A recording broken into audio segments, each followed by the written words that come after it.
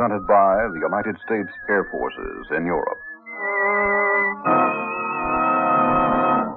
I am the Whistler, and I know many things, for I walk by night. I know many strange tales hidden in the hearts of men and women who have stepped into the shadow. Yes, I know the nameless terrors of which they dare not speak. Tonight, transcribed, it's The Whistler's strange story, A Matter of Odd.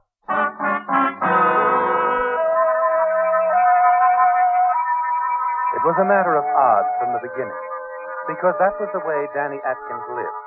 By the odds, a betting chance. But he played safe, carefully figured the odds in Danny's own favor. It was that way right now on a dimly lit back street in Panama City. Danny was carefully following a man named Keller, a merchant seaman with a little too much alcohol aboard. Then 2 blocks in an alley later it happened. A dark figure leaping forth, an exchange of blows, and then Danny running forward. Try to jump my pal, will you?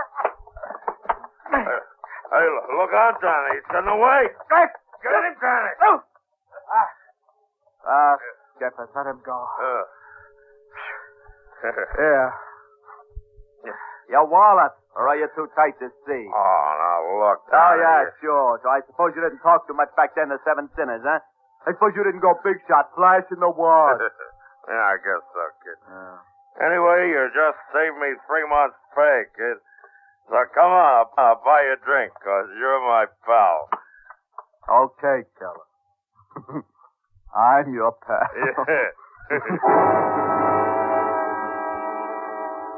Amusing, isn't it, Danny?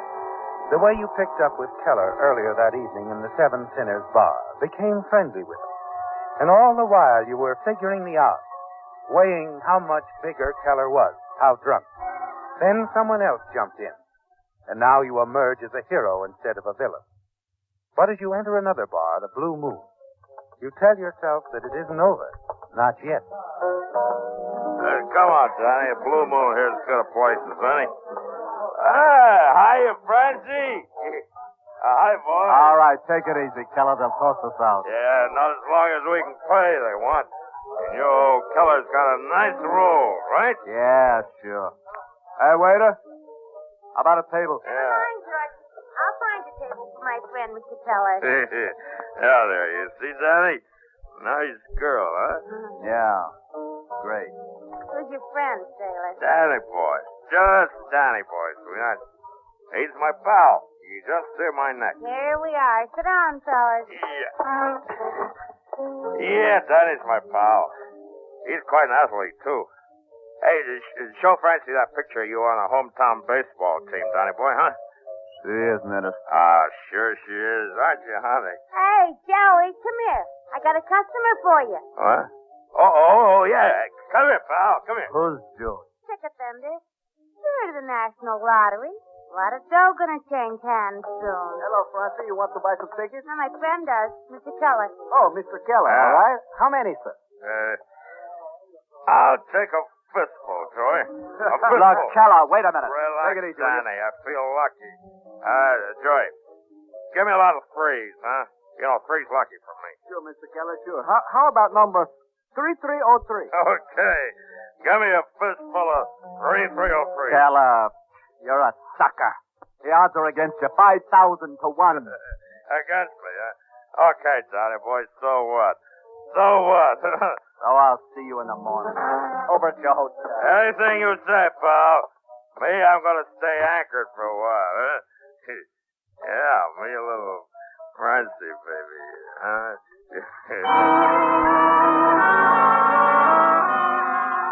It's infuriating, isn't it, Dan? Watching Keller spend his money. Money you'd hoped for. Yes, money that might have taken you back home to the States.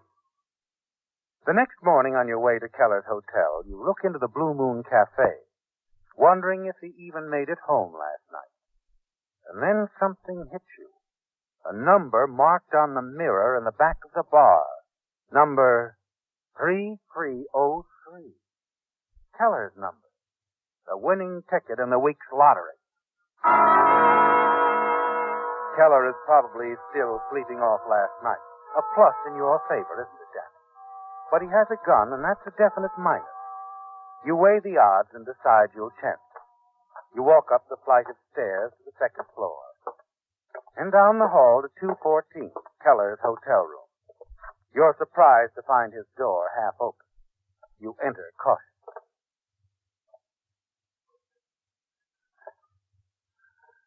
Keller. Keller. Sleeping like a baby. Great.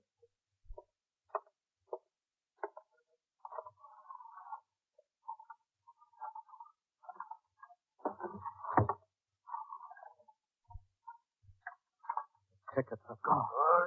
What? Fancy. Yeah. That's where the door was open. It has to be Francie, doesn't it, Danny? Yes, the girl in the bar last night. It's the middle of the afternoon before you finally find out where she stays and stop by her apartment. Lottery ticket. I don't know what you're talking about. Oh, no, you wouldn't, huh? Oh, you're packing, huh, Francie? You going somewhere? I got a new engagement. Been booked into San Francisco. Sure. Well, look here. Right on top of your pretty thing. All this money. All right. So I cashed Keller's ticket. Oh, I see. Well, thanks, Francie. 30,000 will take me quite a distance. Oh, look, Danny, you leave me some of that money after all.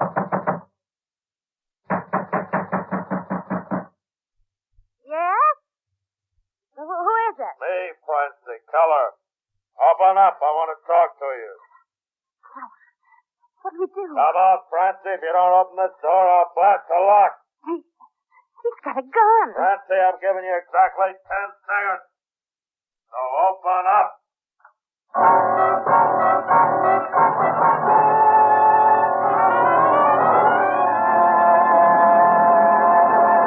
Now back to The Whistler.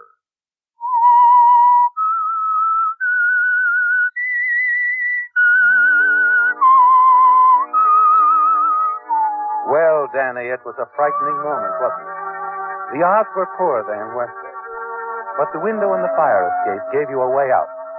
Once you've given Keller the slip, you book passage on a freighter for San Diego, where you arrive 3 days later with Keller's money.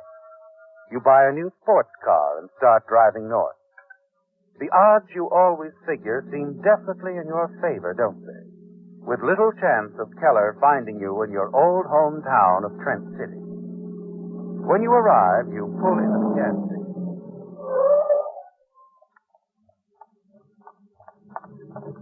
Yes, sir. Fill her up? Hiya, Chuck. Well, what do you know, Danny Atkins? Hey, welcome home. You here to stay? Maybe. Nothing like the old hometown, Danny. Yeah, it looks good to me, Chuck. Nothing changed much, has it? Nah, the old gang's still around, too. Most of them married now, though. Except Diane. Guess she's still waiting for you, boy.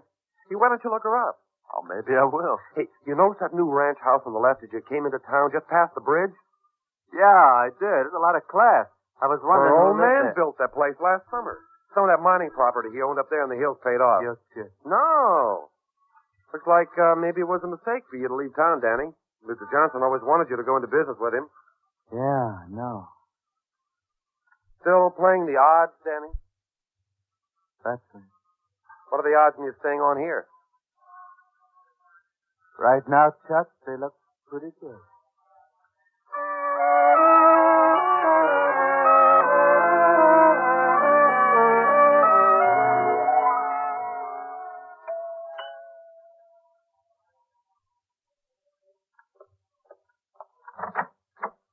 Danny, how are you, son? Hello, Mr. Johnson. Glad to see you. Come on in. You're looking fine, Danny, fine. From what I've heard from the folks around town, you seem to have done pretty well for yourself. Well, I've heard the same about you, Mr. Johnson. Oh, I've been lucky, I guess. There's more than luck with you, though. Good common horses. That's what it is. You figure things out. Your dad was like that.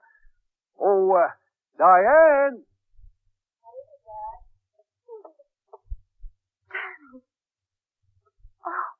Danny.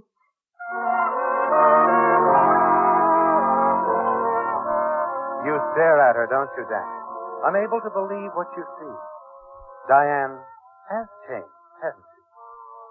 After a pleasant chat, you stay on for dinner. And through it all, you find you can't keep your eyes off of her, can you, Dan? And then later, the two of you go for a walk along the quiet, tree-lined street. Wonderful having you back here, Danny. Good to be back. You know, I've missed all this. The old town, old friends. We haven't had much time to talk about them, have we? With Dad monopolizing the conversation. Well, you know what's on his mind. Do I? Still wants you to join the firm.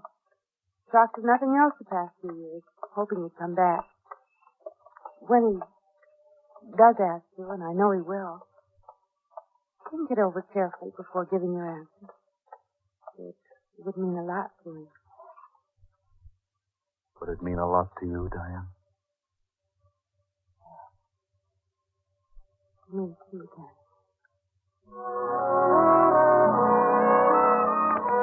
It becomes quite clear to you in the weeks that follow, the hours you spend with Diane, that she's very much in love with you, isn't she? And then early one evening, the two of you drive down to San Diego and have dinner at a fashionable hotel. You know, Danny, you still haven't told me what this is all about. Are we celebrating something? We are. I had another talk with your father this afternoon. Danny! Oh, you don't mean... That's right. I'm in the firm. Oh, that's wonderful. I had a little idle capital on my hands, so I decided to invest. I bought an interest. Of course, a small one, but still... I'm just so happy about all this. I just don't know what to say. You could say yes. And I asked you to marry me. Well? Let's go out on the terrace, darling. I think I'm going to burst this chair. It's all working out just the way you've planned it, isn't it, Danny? Yes, everything neatly calculated, the odds carefully considered, and the future looks bright. The following morning, you accompany your future father-in-law to look over his newest project, the abandoned Crofton mine. Son, I go along with those ideas of yours 100%. About an angle there I hadn't figured out. One more thing, Mr. Johnson, about that double cable running from the mine entrance here across the river to the road on the other side. I'm going to have the boys put in a couple of new cables. Why? They're all rusty. Won't hold up. I mean, why use the cables at all? How else are we going to haul the stuff we take out of the mine here to the tracks across the river? Well, we don't have to cross the river. Look, if we build a road from the main entrance to the new highway a few miles down, trucks could drive from the highway to the mine here. We could load them on this side and forget about the river. Oh, doggone it. Something as simple as this staring me right in the face and I don't see it. Well, it just takes a little figuring, Mr. Johnson. That's all. Plans for the reopening of the old Crofton mine run smoothly in the next few days, don't they, Danny? And you find more and more time to spend with Diane. And then one night you drop her off at her house after a date and walk back towards your car. Hello, Danny boy. Keller. Yeah, your sailor friend. What odds were you given that I wouldn't find you? How did you find me? That baseball picture you showed me back in Panama. You forgot it showed your high school in the background. Trent City High. Maybe you thought I was too high to notice it, huh? All right, now, Danny, I want my dough. All of it. I don't have it. I've invested it. Okay, so get it back. Get it back? That's impossible right now. Maybe in a few months. I can't wait that long. I'll give you a couple of days, the dough or else. Or else you'll come after me with that rod? What good is that? I wouldn't plug you, Danny. Unless I had to. No. Then what? The hometown folks here might be surprised to learn how you got that dough, huh? That little chick you've been running around with. Old man Johnson. All your pals. Look, Keller, you'll get your money. Sure I will. One way or another. Keller could ruin everything for you, couldn't he, Danny? And the odds are that he will, unless you stop him. silence it. It's a dangerous step to take, isn't it? One you must think over carefully and weigh the odds. You've made up your mind what to do when he phones you 2 nights later. You arrange to meet him on a quiet road just outside of town. He's standing by his car waiting for you when you walk up. Oh, right on time, Sonny boy. That's fine. What's in the shoebox? Oh, you wanted cash, didn't you? Yeah. Hold still. I want to make sure you're not packing a gun.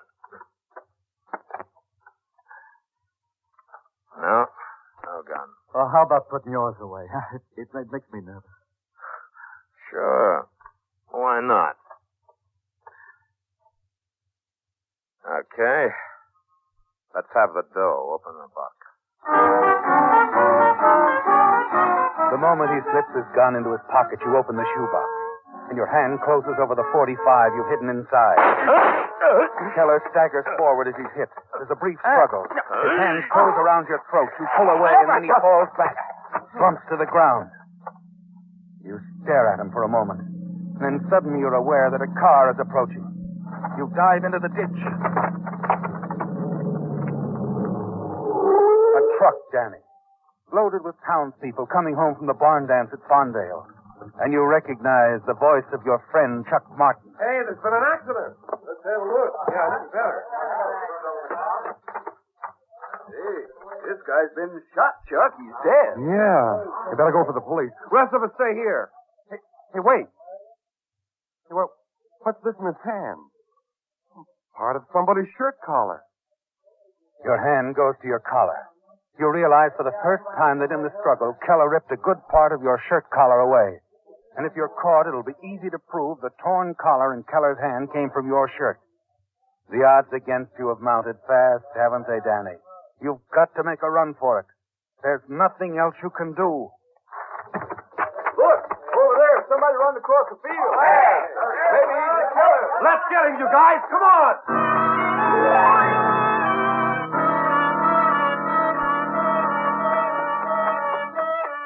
They're not far behind as you approach the foothills, are they, Danny? And then as you reach the river, you know you're trapped. There's no way to get across. But then suddenly you remember. Yes, the mine cable stretching over the river, not far downstream.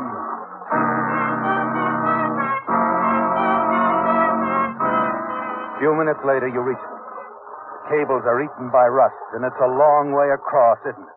A rushing river below. If you make it to the other side, you'll be safe. If you stay here, the chances are you'll be caught. You weigh the odds carefully, don't you, Dan? Tell you, I'm sure he came up this way. Well, he isn't here. Did you get a good look at him? Nah, it's too dark. Probably headed downstream toward the bridge. Only way to get across. Yeah. Wait a minute. I just happened to think of something. What about that cable line leading across the river? It's around here someplace, isn't it? Well, sure, but a guy'd be as apt to try it. Hand over hand more than 50 yards? I guess you're right. He wouldn't try it. Wouldn't I, Chuck? Wouldn't I?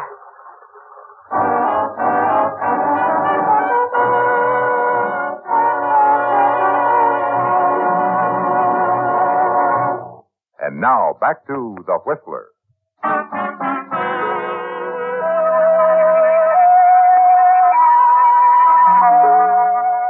A small group of townspeople, shocked by the news of the tragedy, had gathered at the river's edge just below the Crofton mine.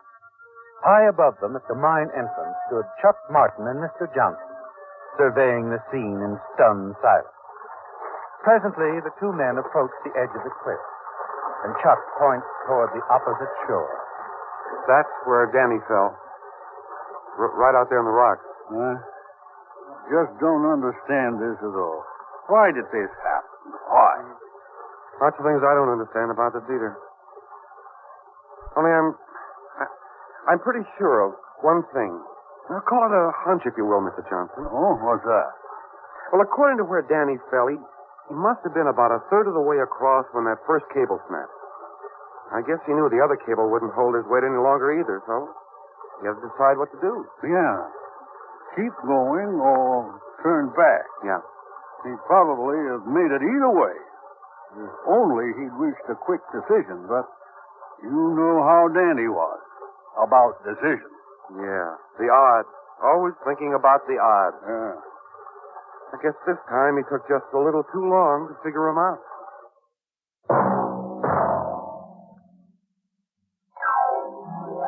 Be with us again next week when once again the United States Air Forces in Europe present The Whistler.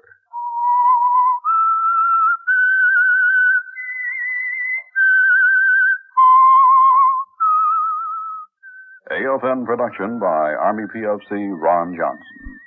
This is Air Force Sergeant Tom Alford speaking.